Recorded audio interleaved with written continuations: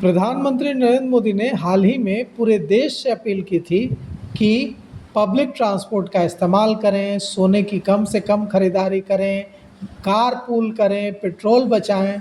इसके बाद मुख्यमंत्री सम्राट चौधरी पैदल ऑफिस जाते दिखे, मंत्री श्रवण कुमार भी पैदल जाते दिखे, शिक्षा मंत्री ई मिथिलेश तिवारी ई रिक्शा पर जाते दिखे।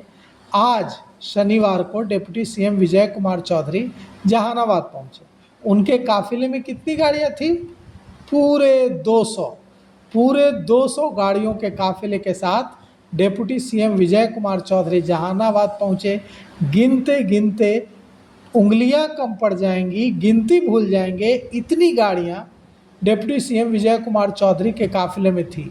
पूरे 200 गाड़ियां काफिले में समर्थकों, नेताओं, अधिकारियों, कार्यकर्ताओं की गाड़ियों का काफिला इतना लंबा था कि गिनती भूल जाए।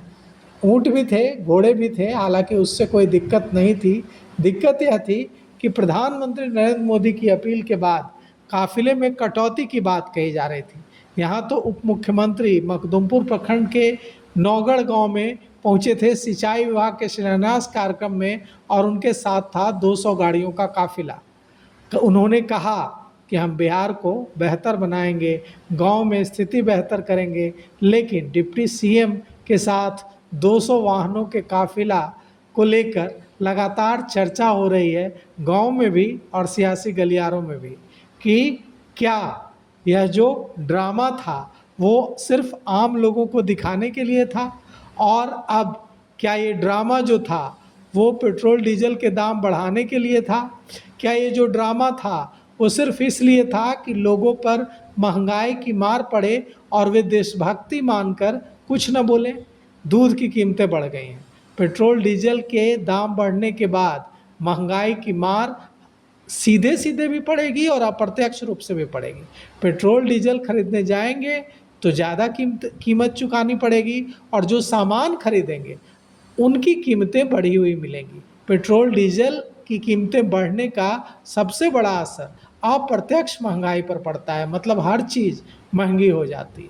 तो क्या अब यह जो काफिले में गाड़ियों को कम करने का ड्रामा सिर्फ इसलिए था ताकि पेट्रोल डीजल के दाम बढ़ाए जा सकें?